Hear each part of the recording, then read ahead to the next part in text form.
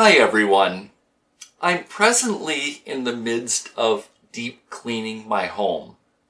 I've not recovered as it was expected, so I'm now trying to work out how to get myself the best quality of life that's possible. So the step I'm working towards is minimizing the effort and the amount of time it takes to dust, mop, and overall the cleaning that's needed to keep the house dust free and a healthy living space. So I'm going through a lot of my stuff that my father brought to me in boxes of what remained at his home. And I come across this pillow that I made. I want to share with you the story behind this. When I had my Legg Perthes disease, I was 2 years old. By the time I had hit 5 years old, surgery was inevitable. So here I was in a body cast. My grandmother and mother got me into sewing and knitting and crocheting during that time. And honestly, these life skills are fantastic to have. So I made this cushion when I was around 11 to 12 years old. I happen to enjoy the sewing, and I still do now when I have time for it. I want to share with you that I understand there may be a stereotype that men don't necessarily sew, but the men that get into it are really good at it. And it's more than that for me.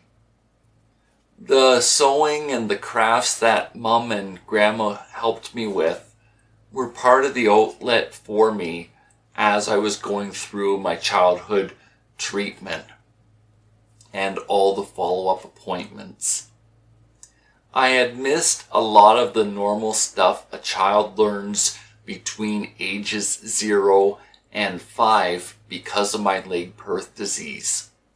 So it was a matter of helping me learn these skills from about the time that I was 7 to about 14 years old.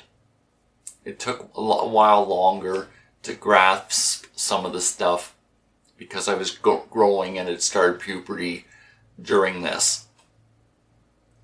I ultimately want to encourage you to first off be your own person and to be true to yourself.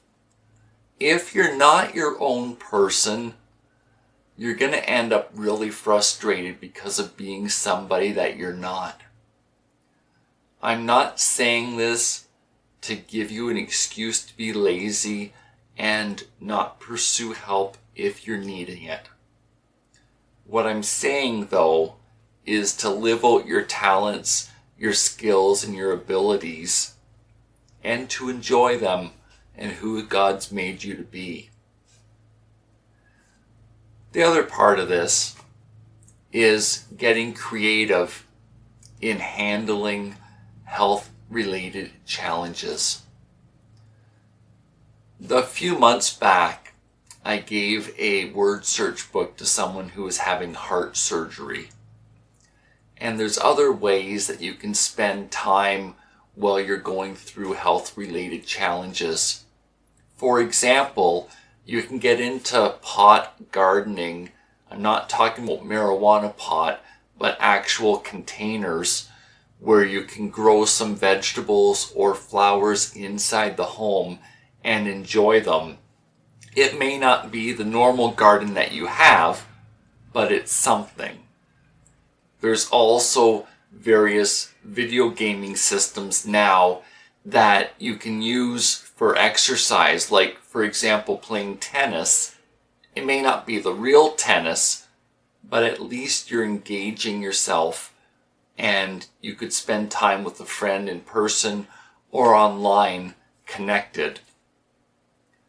So I want to encourage you to be creative in still living your life while you're going through challenges, whatever it is. If it's grief, there's poetry, writing short stories. And for all that matters, if you got good at it and you compiled several, you could even make your own book and sell an ebook online of your own poetry and make some pocket money for whatever your favorite hobby is.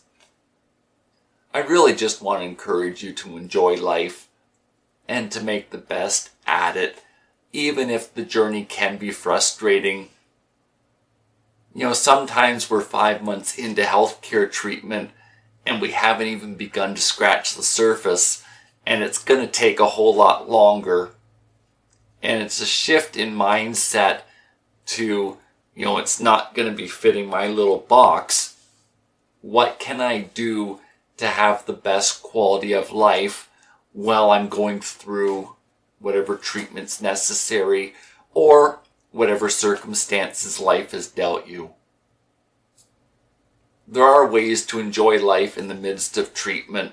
You know, I'm at year number 12 of ongoing treatment since 2006 for my legs, hips, and knees. It's not what I thought was going to happen, but, you know, I still enjoy going to the pool. When I need some downtime, I often take this video camera and go film something in nature and often share it online.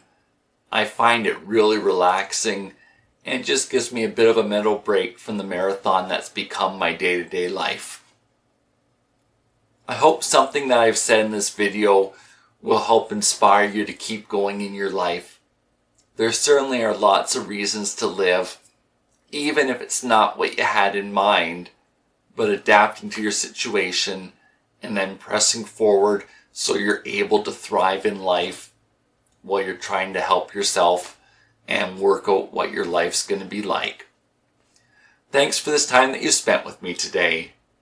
Bye for now.